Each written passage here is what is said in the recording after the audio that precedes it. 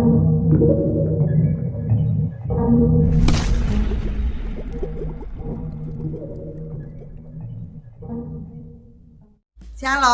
Bapak Ibu yang dikasihi Tuhan. Bersyukurlah senantiasa bahwa Roh Kudus tinggal di dalam orang percaya. Sebab Roh Kudus yang memampukan kita untuk dapat melewati tekanan-tekanan di dalam hidup. Juga ketika kita dalam sakit, kita terus percaya dan melakukan pertobatan sehingga memperoleh hidup baru. Renungan harian hari ini diambil di dalam Markus pasal 234, di mana di dalam Markus pasal 3 ayat 28 dan 29 yang berbunyi yaitu, aku berkata kepadamu, sesungguhnya semua dosa dan hujat anak manusia akan diampuni. Ya, semua hujat yang mereka ucapkan.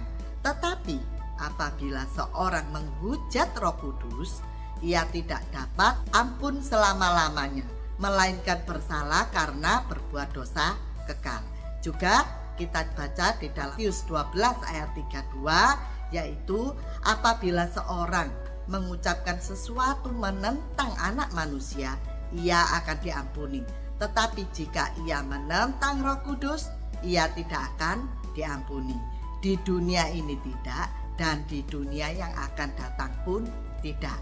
Nas ini ketika kita baca terasa janggal, sebab seolah-olah hanya satu dosa yang tidak bisa diampuni sekarang dan selama-lamanya, yaitu menghujat kepada Roh Kudus.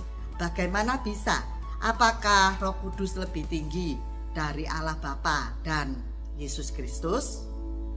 Bukankah Tuhan itu satu adanya, sekalipun mempunyai 3 pribadi atau persona? Perkataan menghujat Roh Kudus diucapkan Tuhan Yesus di nas ini adalah untuk para ahli Taurat, yaitu orang-orang yang berlaku bertindak kudus namun tidak bisa menerima Yesus sebagai anak Allah yang turun ke dalam dunia. Dan untuk saat ini menghujat Roh Kudus ialah orang yang belum percaya kepada Tuhan dan tidak dapat menerima Yesus sebagai Tuhan. Juga orang yang dengan sengaja menolak pekerjaan Roh Kudus di dalam kehidupan mereka. Itulah yang disebut dengan dosa kekal.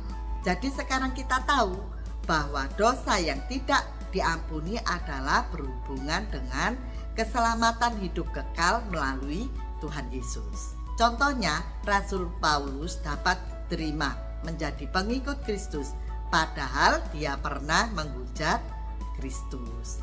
Dan jangan sampai kita disebut sebagai orang Kristen tetapi masih berlaku bertindak seenaknya sendiri, seperti pemarah, dugem, pemakai narkoba dan lain-lainnya, sehingga orang yang belum percaya kepada Kristus menghujat Tuhan kita dan tidak melihat karya Roh Kudus di dalam kehidupan orang percaya. Hal ini sama saja kita menghujat Roh Kudus.